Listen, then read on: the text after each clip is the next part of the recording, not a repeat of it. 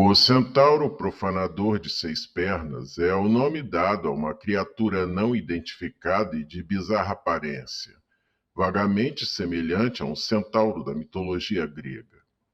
Ele apareceu sendo descrito no relato de uma testemunha ocular, que foi postada por um usuário anônimo no 4chan em novembro de 2008. Eu gostaria de começar dizendo que não tenho a mínima ideia do porquê eu estou postando isso no X, ou qualquer outro lugar que seja. Talvez eu tenha medo de morrer ou algo assim. Os eventos descritos aqui aconteceram há 1 mês e meio, em Shenandoah, Virgínia Ocidental. E embora eu tenha digitado isso há cerca de 2 semanas, eu simplesmente ainda não tinha tido coragem de postar isso. Até o que aconteceu ontem. A história começou no final de setembro, quando minha família foi visitar nossos parentes, que nos convidaram para comemorar a sorte de um deles, que ganhou quase $2.000 em alguma raspadinha da loteria. Eles moram nessa parte realmente terrível de Shenandoah, que as pessoas da cidade de Charles, Shepherdstown e Ransom, as partes menos caipiras da Virgínia Ocidental, gostam de chamar de o Grito dos Miseráveis. Fica na subida da montanha. E é exatamente como todo mundo imagina que seja quando ouve falar de lá.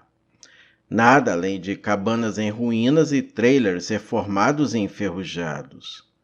Tudo coberto por decorações natalinas de décadas atrás.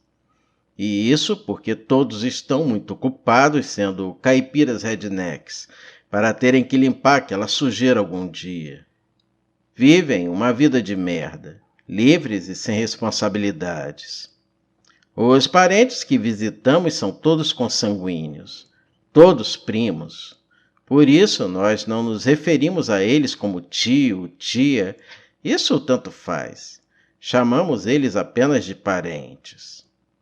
Não são pessoas terríveis nem nada, apenas estereótipos caipiras, absolutamente caricaturais e deprimentes. De qualquer forma, estávamos nós dentro desse trailer esquecido por Deus. Era uma droga. Éramos uns 8, além de mim, meu pai, minha mãe e minha irmã. Cerca de 2 horas depois, minha mãe pega o meu celular para que eu possa me concentrar no tempo junto com a família. O que é uma besteira. Tudo o que fizemos o tempo todo foi jantar e assistir à TV, sendo forçados a assistir NASCAR e essas coisas. Depois de mais 6 horas dessa desgraça, cerca de 10 minutos antes de irmos embora, começou a chover. Sabemos o quão traiçoeiras podem ser as estradas na montanha. Então decidimos esperar que a chuva diminuísse. 2 horas depois está escuro como um inferno. E às 10 horas há um alerta de enchente para essa área. A essa altura eu já estava com meu celular de volta. Sem sinal, é claro. Estava jogando Tetris e Texas Hold e algumas outras coisas, quando de repente eu escuto meu pai começando a perder a cabeça na sala ao lado. Eu me aproximei e descobri que eles deixaram escapar que enterraram seu filho, Thomas, do lado de fora. E aparentemente estavam com medo que a chuva levasse o corpo ou algo do tipo. O garoto tinha uns 6 anos. Foi atacado por um cachorro e eles nunca contaram isso à polícia. Apenas o enterraram, como se ele fosse um animal de estimação da família. Meu pai estava pirando, e com razão, porque, vocês sabem, nós vivemos no século XXI e tudo mais. Então, os nossos parentes disseram que iriam resolver tudo pela manhã. Meus pais disseram para que eu e minha irmã ficássemos no mesmo quarto que eles durante a noite. E nós ficamos. Nenhum de nós realmente suspeitava que eles tivessem dado um fim ao Thomas ou algo assim, já que eles são pessoas realmente pacíficas. Eles nem sequer possuíam uma arma, quer dizer, além de uma antiga espingarda de cano duplo, que eles tinham enrolado em uma manta. Mas, mesmo assim, nós estávamos um pouco assustados e pretendíamos contar sobre o caso à polícia pela manhã, assim que nós chegássemos à cidade. Já eram 3 da manhã e eu não conseguia dormir. A energia havia caído pela 5ª vez e não consegui carregar o meu celular que estava morto. E o pior de tudo é que eu podia ver o pequeno túmulo do Thomas do lado de fora da janela, com uma pequena cruz nele e tudo mais. Eu presumi que o garoto não devia ter sido enterrado profundamente, já que eles estavam tão preocupados com a possibilidade da enchente carregar ele da sepultura. Então eu estava com a mente fixa nessa possibilidade, sempre olhando pela janela. Então eu vi a pior coisa que eu já tinha visto na minha vida. Algo estava rastejando por entre as árvores e em direção à casa. Fiquei olhando para ele por um tempo, mas eu não conseguia distinguir exatamente o que era, porque estava chovendo e o mato era muito denso. Por alguns minutos eu presumi que fossem 2 cavalos muito claros, meio que andando pela floresta lado a lado. Mas então ele caminhou sob a luz da lua e eu vi que era tudo uma só coisa. Ele tinha uma espécie de torso humano, só que mais largo. E vi que tinha algo como 6 pernas, algo como um amálgama entre pernas de um besouro e pernas de cavalo. Tinha 2 braços, exatamente onde alguém normalmente os teria, mas eram bem mais longos que os braços de qualquer homem normal.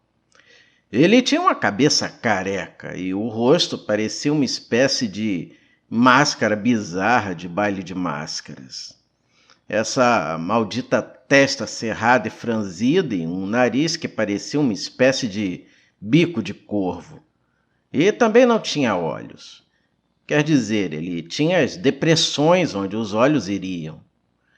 Parecia que tinha uma boca humana por baixo do bico. E o que me impressiona até hoje é que ele parecia também ter um pênis onde estaria o de uma pessoa normal. A coisa se movia com uma certa elegância e fazia barulhos suaves quando se deslocava.